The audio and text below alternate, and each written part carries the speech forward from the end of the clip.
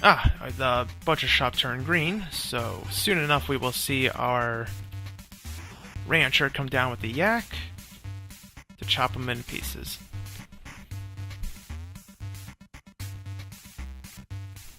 There he is. So first they just kill him right away, and then there we go. All the parts. So you get a ton of hides, a bunch of bones, you get a bunch of meat, and a skull. But the most important thing is that bone. So now we need a bone carving station. So let's go ahead and build our workshop. Bone carver. Oh, we're going to need another knife. Alright. I'll get right on that.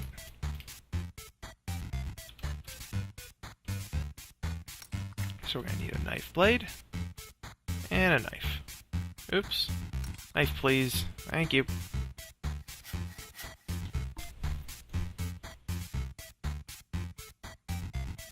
Okay, it was a hilt that we need, right? Yes, a hilt.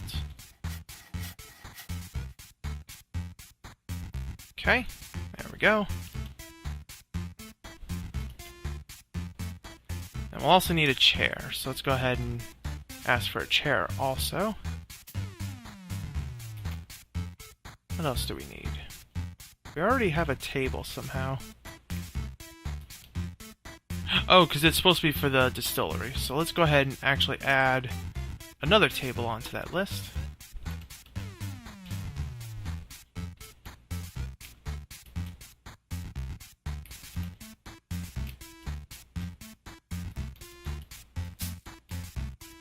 Okay, I'll go ahead and speed up time again. See if anyone's idle. No one's idle. Very good.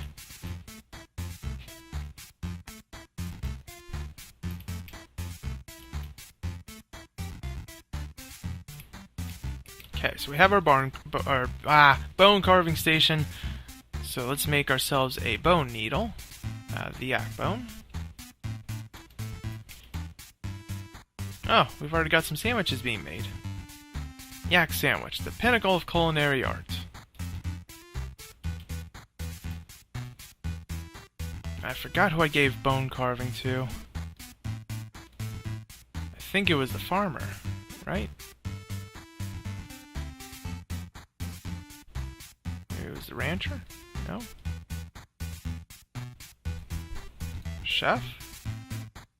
Oh, it's the chef. Okay, so actually what I'm going to do is I'm going to increase the priority of the bone carver, because the chef is a little busy here with making sandwiches.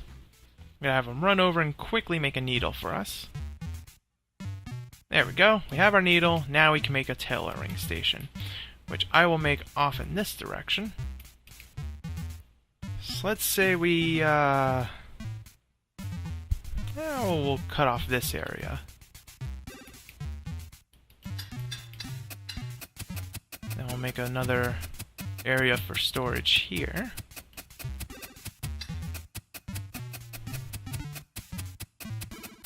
So first thing is we're going to need a loom.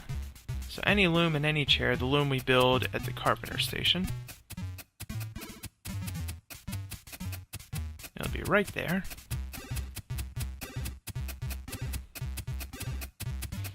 And then we will make a tailor.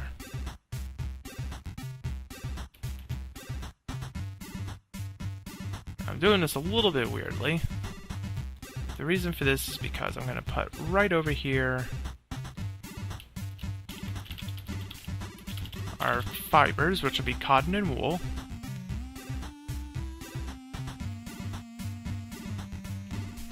And then off in this area here,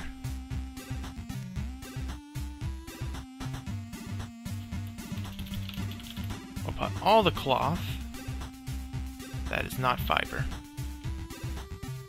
And actually what you can do is if you click on a spot in your stockpile while trying to designate a stockpile, and you just drag it outward from it, you can add on to that pile. So that's how you get these weird non-square, non-rectangular shapes. There we are. Now you might be wondering why they're not using wheelbarrows. It's because these fibers can only be carried in sacks. And just like how drinks can only be carried in buckets. So these guys are going to have to carry them one by one, unfortunately. Oh yeah, that's right, you start with a whole bunch of bandages which just got moved down here. We're going to move these back up to the surface, which is going to be important because if our gnomes get into a fight, they're going to want to get to these bandages as fast as possible if they start bleeding. Alright, so what do we need? We still need some barrels. And the reason why it's saying we don't have barrels, even though we have 2 of them, is because those barrels are not empty. So they do not count for building. Actually, since we have a drink area, we should put the barrels right here, our starting barrels. And we'll have this guy create 2 other barrels for us.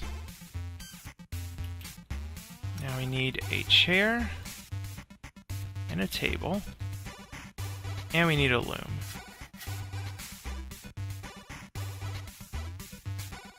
We need 4 sticks for the looms, so we'll make 2 sticks, or 2 sets of sticks, and then we'll make our loom. I think we need a second table, so let's go ahead and make that. Ah, there we go. Alright, so now this is all set up. Oh, we need another set of chair and table, actually. There we go.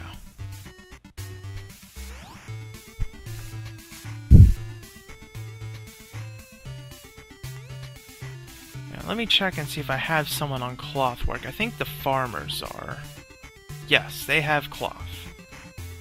So when they're not busy farming, they'll work on cloth goods. But eventually, once I get more gnomes, I will set one of them to be just a tailor, and they'll just start spitting out bolts of cloth. There we are. So let's go ahead and set any fiber to be turned into a bolt of cloth repeatedly, and we'll set the priority to be lower.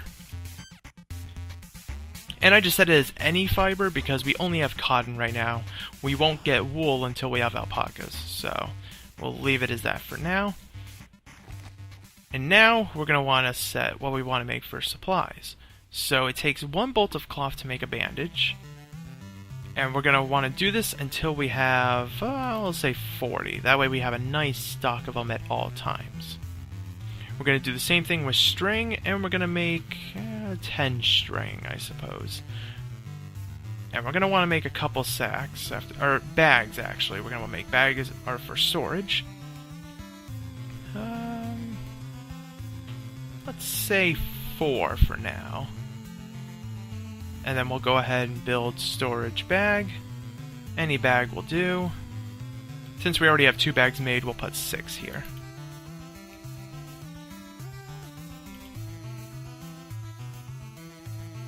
Alright. So we are all set with that for now. Definitely making some good progress. We got our farm set up. Our grove still isn't done yet for pine. I don't think I got enough pine clippings, but that's okay. This will do for now. We'll get some more a little later.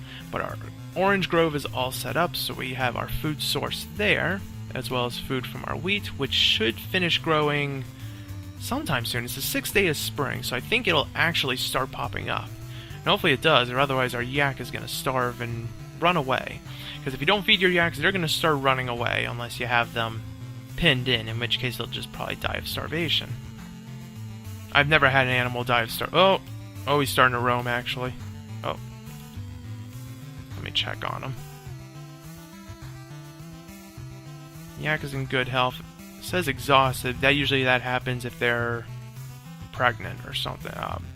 I've noticed that. Like, sometimes they'll say their health is good, but then if it says exhausted, usually it's just because they're pregnant, and in 12 days... yet another yak shows up. But there he goes. He's roaming. Just going everywhere he pleases. And I think it's because the rancher is not doing their job of feeding them.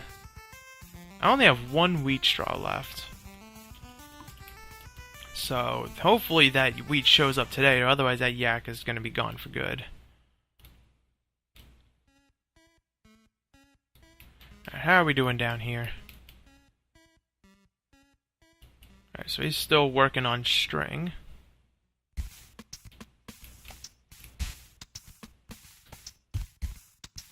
I need more crates here.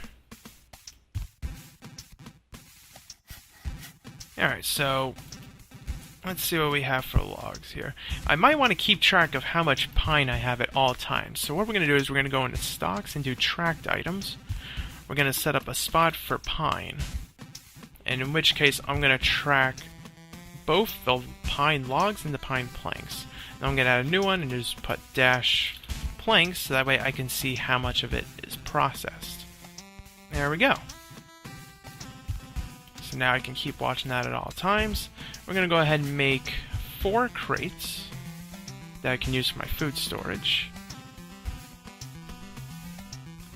Build storage crate. I'll just put 4. Actually, let's put the storage down here, closer to where the work areas are. There we go, they're loading them up.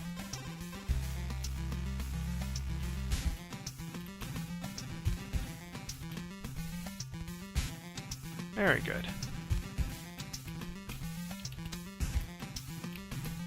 Alright, let's take a quick look here.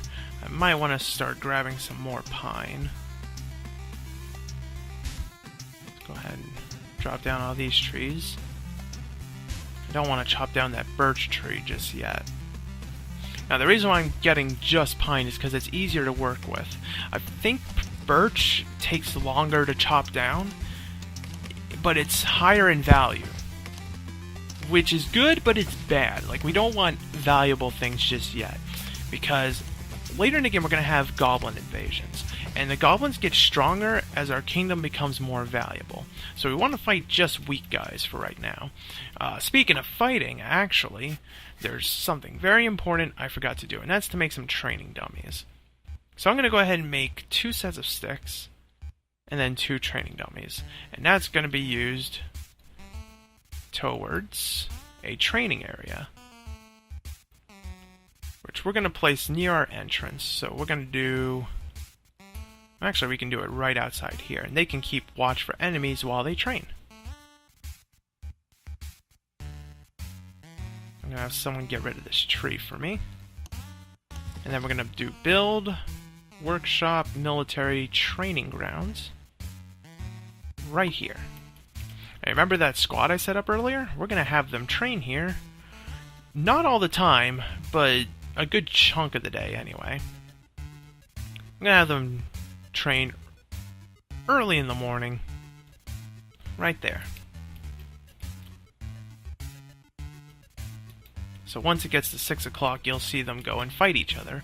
Don't worry, they're not going to get hurt or anything, and it's not going to damage any sort of weapons or armor they use, when we get to the point of using that anyway. It's a good way for them to train their skills without having to actually go into combat. The only thing is they get less combat experience by fighting in here, but less is better than none. So we'll definitely make good use of that so we can get them ready for their first few fights. Anything else I need to do down here? Definitely need more space for storage because this could get crowded up. So here's the thing with workstations. I might as well show this right now, especially over here since we have a pine plank. So there's one item in the output area. So what happens here is, as you can see, available space 19 out of 20. So workstations have a certain amount of slots that it can hold for items. If it meets that or goes beyond that somehow, beyond would be from, for example, the butcher shop, because it creates so many items at once. The efficiency goes down for each item you put here. So the efficiency is essentially the percentage of free space. And as this gets lower, it'll take longer to complete jobs. And that's why setting up efficient storage for them is very important. So that way their jobs always go as fast as possible. Okay, it's just about 6 a.m. So soon enough we will see our gnomes training. And there they go.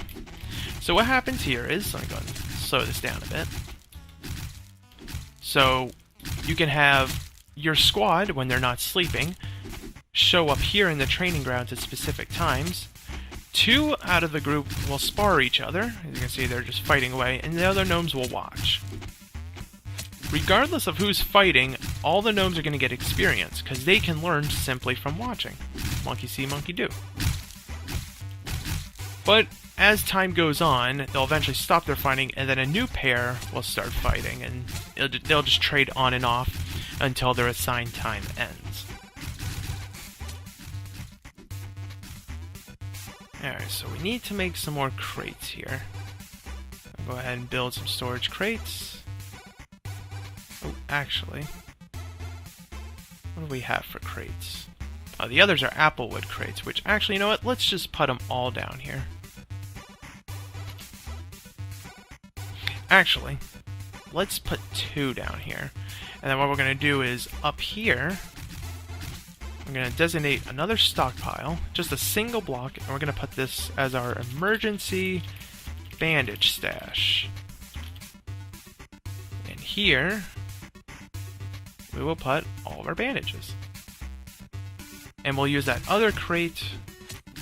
Oops. Build storage crate. Right here so that they can store all the bandages in there. So we can have up to 32 bandages in this one spot. And hopefully most of the fighting will take place right here for right now. So that way it'll be a very short walk to the bandages when they need them.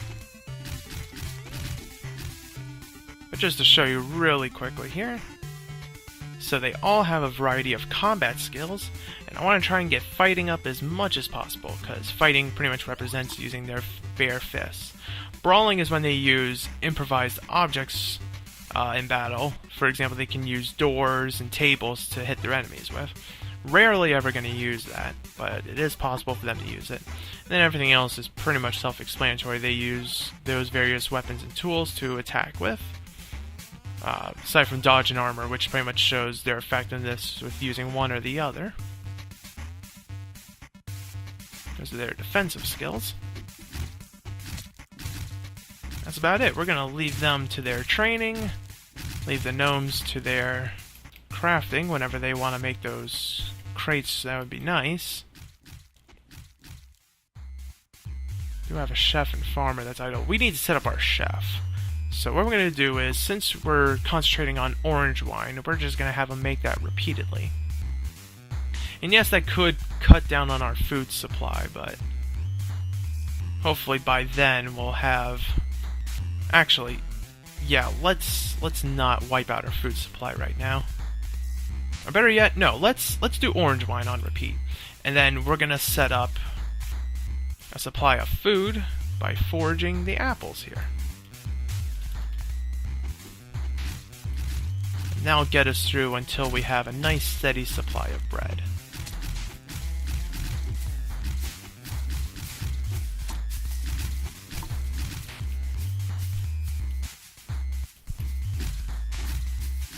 There we go. Alright, so we'll go ahead and stop right here, let the gnomes do their thing. And then when we come back, hopefully, we'll be able to expand our agriculture some more, get some more storage built with all these planks that we built, and hopefully survive our first invasion whenever that may be.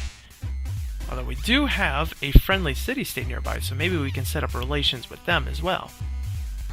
But that'll be for next time. Hopefully you guys are enjoying Gnomoria so far, and I'll see you guys next time.